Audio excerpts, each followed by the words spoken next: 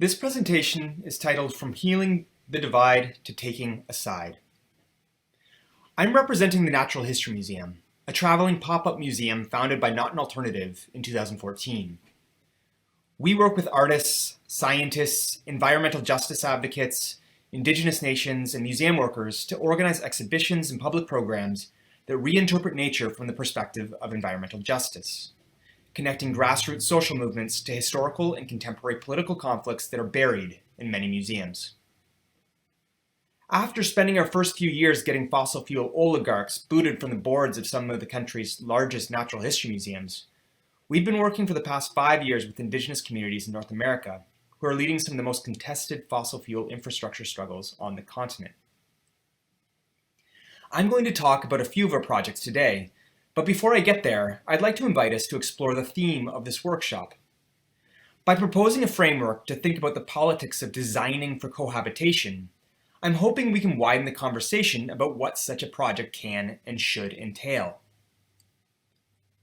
The conversation that I'd like to introduce here is about the common sense notion shared by liberal humanitarians and certain segments of the ecologically minded left that the most urgent political task of our era is to heal the divide between humans and non-humans, to make kin with non-human others, to imagine and create a kind of multi-species unity that, as the logic goes, should bring about a new ethical paradigm from which a more harmonious and thus more sustainable system of relations between humans, animals, and the land could naturally emerge.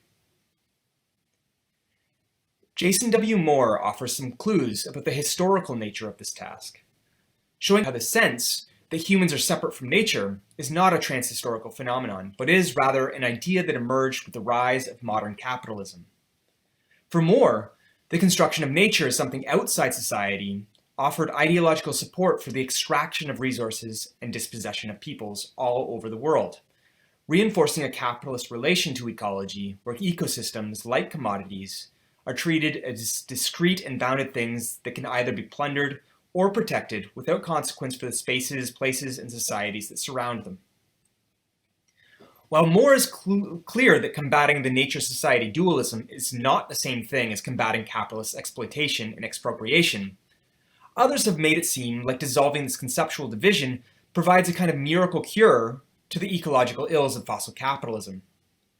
For this camp, the Natural History Museum, as an apparatus that trains us to relate to the world in specific ways, offers an important interpretive tool, a device that can not only help visitors break free from their dualist habits of thought, but also promote a multi-species consciousness from which radically new relations between humans and non-humans can begin to take root. The question is whether this new relationality produces the environmental politics we need. For Not an Alternative, the answer is no. To put it very briefly, and I'll expand on this in a bit, we argue that the project of healing the divide does not rearrange human-non-human relations, but more accurately, it reframes them. In the process, it also frames out or obscures the fundamental antagonisms that structure relations between and among humans, animals, and lands under capitalism. When we start with the question of how to design for cohabitation, or how to mend the gap between humans and non-humans, we take a shortcut. Instead of grappling with the material and economic structures that are dealing death to so many for the benefit of a few, we risk incorporating them, naturalizing them, or otherwise taking them for granted. We can see this dramatized at Montreal's Space for Life, which hosts a whole range of microclimates and ecosystems that themselves are sponsored, or we could say, given life, by Rio Tinto, the world's second largest mining corporation. The injunction to cohabit invites us to figure out how to live together in plural harmony without necessarily figuring out what we cannot live with. And this is worth taking a look at. What if our first question is not how do we design for cohabitation, but who are we, and what, if we are to live together, needs to be done? What would it mean to build a space for life premised on the elimination of Rio Tinto and its world? To pursue this line, I'd like to think about 3 different principles of unity that have informed museum practice at various times and in various places, and which have reinforced specific relations between humans and non-humans, civilization and its others. I'll provisionally name these principles Fascist Unity, Liberal Unity, and Communist Unity. Let's begin with fascist unity.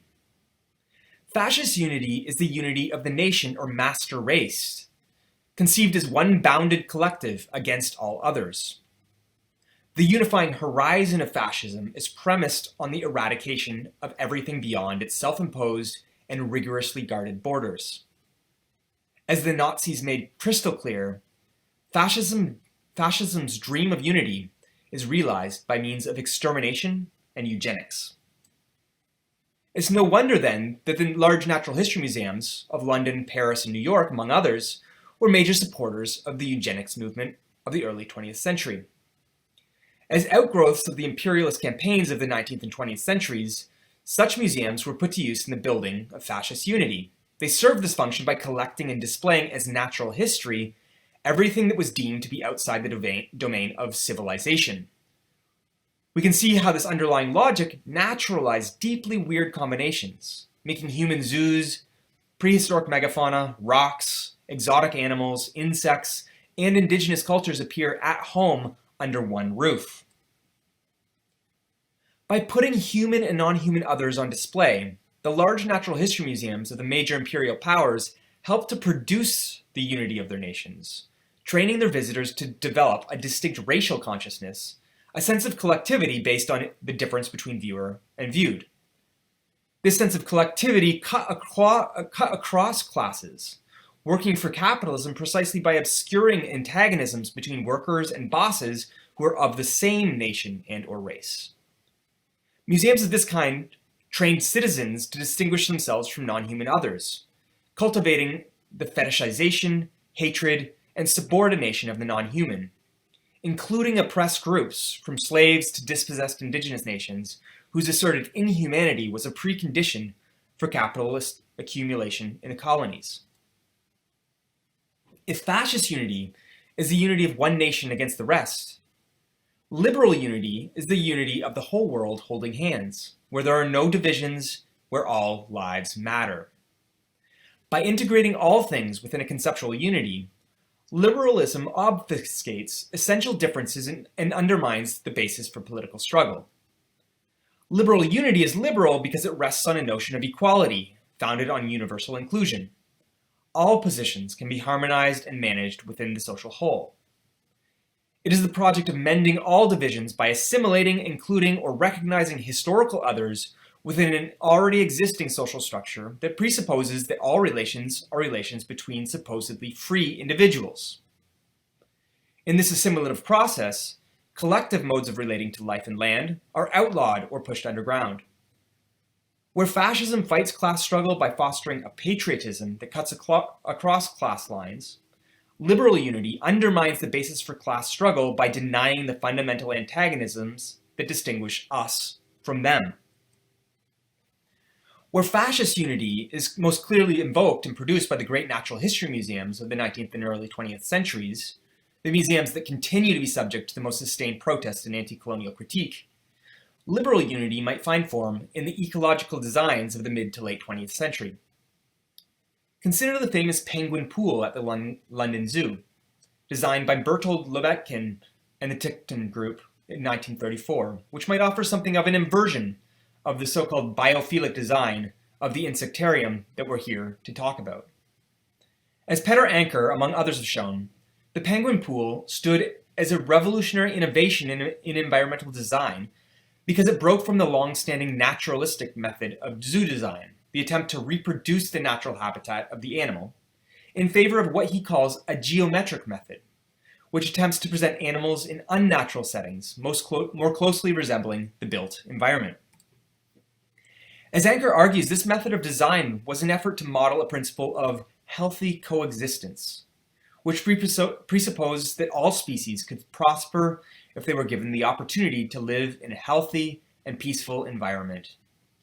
In this model, the existential crises unevenly faced by humans and non-humans can be conceived as a design problem, solvable through scientific and technical innovation alone. If the penguin pool offers a model of hybridizing human and non-human environments, gesturing towards a unity that transcends the assumed exceptionality of the human species, The Paris Museum of Man, renovated in 2015, underscores how this project is based more fundamentally on the incorporation and assimilation of sites, species, and cultures that point to a world beyond the capitalist world. Here, visitors are confronted with a massive collection of cultural objects from all around the world, where Nike shoes are placed next to indigenous moccasins, commodities and sacred objects peacefully coexisting within the same display cases.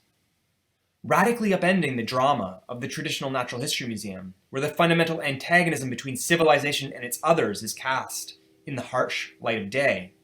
This antagonism is swallowed up at the Museum of Man, incorporated but left unresolved. Here, capitalist culture is subject to the same ethnographic gaze as the primitive cultures whose objects were collected and preserved as the spoils of imperial conquest, training us to see a common humanity that transcends the fundamental social and economic differences that made so-called primitive non-capitalist societies other to modern capitalist civilization in the first place. We leave the museum less equipped to understand why some cultures, ways of life, and economic systems have been targeted for extinction, or to see the threat that they pose to capitalism. So what of this third principle of unity, what I'm calling communist unity? To start, I should clarify that what I want to develop is not a definition of the unity produced by the Soviet Union in the 20th century, but a principle of unity that carries the specter of what Marx and Engels call primitive communism. Primitive communism does not name the organized form of communism, but the abject other to capitalism. It is a name that holds together communists, anarchists, agitators, feminists, indigenous peoples, heretics, witches, and their non-human comrades, all those who have, throughout history, challenged the perspective of the capitalist state, which places at its center the white, male, propertied individual. Unlike both fascist unity and liberal unity, communist unity is not premised on the annihilation of the other, but on a fidelity to it. It is a project of building the outside as a world apart, a world in common that capitalism cannot accommodate or enclose. Communist unity thus can be defined as the open, unbounded unity of a collective that comes together in the struggle to make the world according to principles of non-exploitation and non-domination. The we that it calls into being is not fully formed. It is spectral, existing in the nightmares of the capitalists, and it is embodied at different times and places in the world-building practices of the oppressed. In the simplest terms, the Museum of Natural History that is aligned with this principle of unity recruits us to the side of the other. This Natural History Museum does not presuppose civilized visitors who define themselves against the objects it contains. Rather, it invites its visitors to stand on the side of the other, a side occupied by every being, human and other than human, whose subordination has been necessary for the making and sustaining of the capitalist world. Uniting the oppressed and excluded, this is the historical project of communism. And as Guiomard makes clear in his recent book, Anti-Colonial Eruptions, it is the project of revolutionary decolonization as well. The Natural History Museum that is aligned with this project supports the development of a unity between comrades, living and dead, human and non-human. It asserts that those who enter it are entering the domain of the other and invites them to cross over to the other world.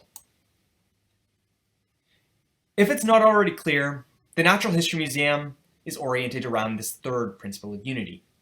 It is an experiment in modeling a museum that supports the building of collectivity between and among oppressed groups in the common struggle against fossil capitalism and the extractive industries.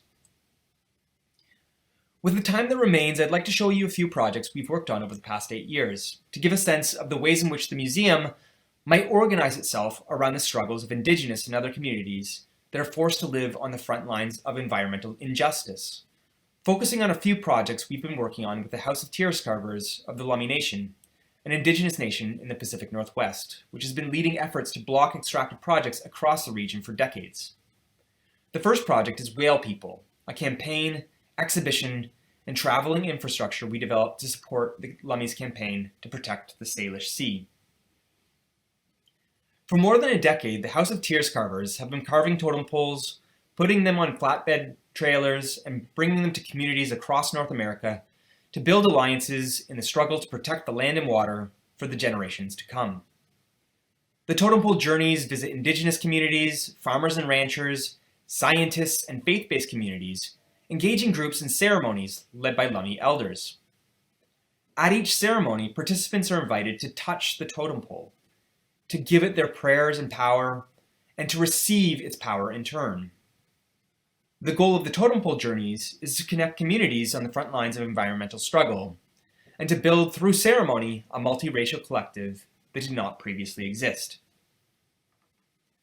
Whale People, Protectors of the Sea is a traveling pop-up installation which we've developed to support the Lummi struggles to protect the Salish Sea against the incursions of the fossil fuel industry. To give a bit of background information, the Salish Sea, which is sacred to the Lummi and other Pacific Northwest nations, is in the crosshairs of the fossil fuel industry, which wants to get coal, oil, and gas from the interior of North America to markets in Asia as cheaply as possible. At least 20 fossil fuel infrastructure projects have been proposed in recent years, and most have been soundly defeated by coalitions led by the region's indigenous nations. Within these struggles, the southern resident orca, or killer whale, has played a significant role in the courtroom since its status as a critically endangered species provides a sound legal justification for protecting the waterway. For the Lummi, the orcas are more than a legal lever. They are kin. Co-habitation, the Lummi word for killer whale, translates to our people that live under the sea. The House of Tears Carver's 2018 totem pole journey, which centered on a whale totem, mobilized the orca as a symbol and a comrade in the broader struggle to protect the sea. The campaign was about the Salish Sea, but the media hook was about freeing an orca that was captured off the coast of the Lummi Nation in the 1970s and forced ever since to perform tricks in a criminally small pool at Tampa's Seaquarium. What could easily be a narrow campaign to save Lolita, the name given to this whale, was an opportunity for the House of Tears to train liberal environmentalists to see the whale from another perspective entirely. As comrade and as kin whose fate is identical to the fate of the Salish Sea, the salmon it feeds on, and the communities who rely on the water for their collective survival. We worked with the House of Tears on an immersive 7-channel video installation, which is narrated by Lummi and Tsleil-Waututh elders. The installation, which has been designed to travel to communities on the front lines of extractive industries, as part of the Lummi's campaigns, communicates the form of human-animal relation that the Lummi have developed with the orca, a relation that could be described as at once kin and comrade. The Lummi struggle for the whale to struggle for the sea against fossil capitalism.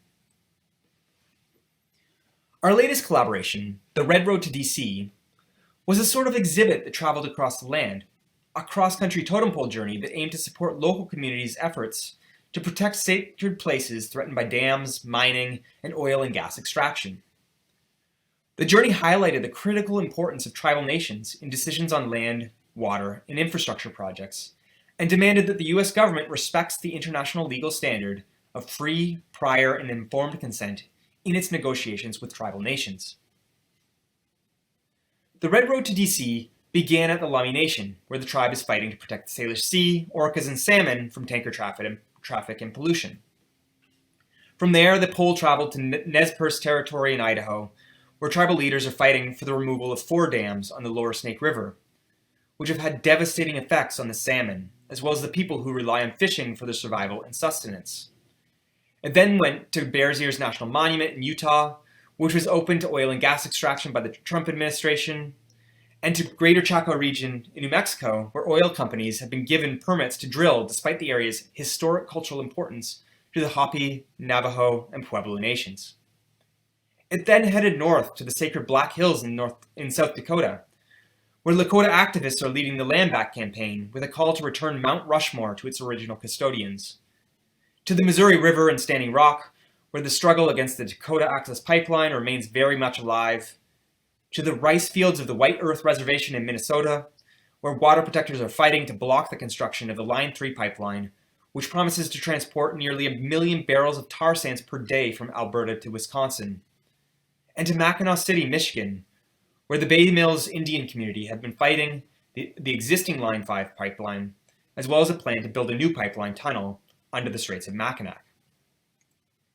At the end of the journey, the pole was delivered to the Department of the Interior during a ceremony at the National Mall, where it functioned as a kind of hot potato, an institutional wedge that created within and beyond the government a struggle to determine its meaning.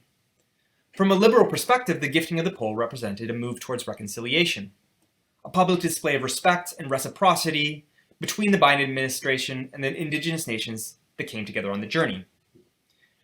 But the pole did not simply represent a gesture of reconciliation.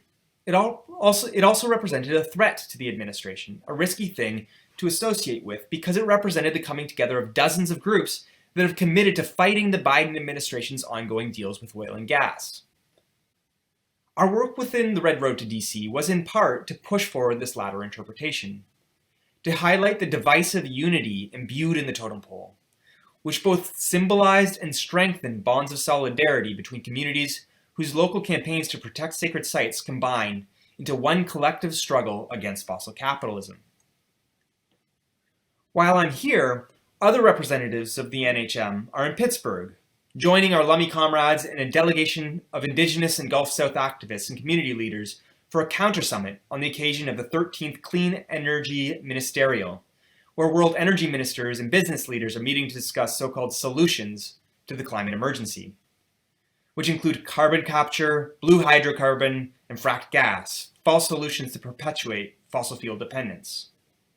The Pittsburgh Convergence, which involves a new totem pole journey, a series of toxic tours of the Pittsburgh region, ceremonies, and roundtables at local museums, extends our work to date, which is, to draw out my point, an effort to build infrastructure for the humans and non-humans, living and dead, who have been cast as externalities through fossil capitalism's race for profit. Our tools have changed, as have the specific groups and struggles we're co-conspiring with. But the project remains the same: to build a museum that seeks not to heal the divide, but to take a side, the side of the oppressed, excluded, and unhuman, those who refuse to die, but who refuse to live in the capitalist world, and whose ways of life and ways of struggle reveal another world, a world in common that cannot be captured, incorporated, or otherwise enclosed. Thank you.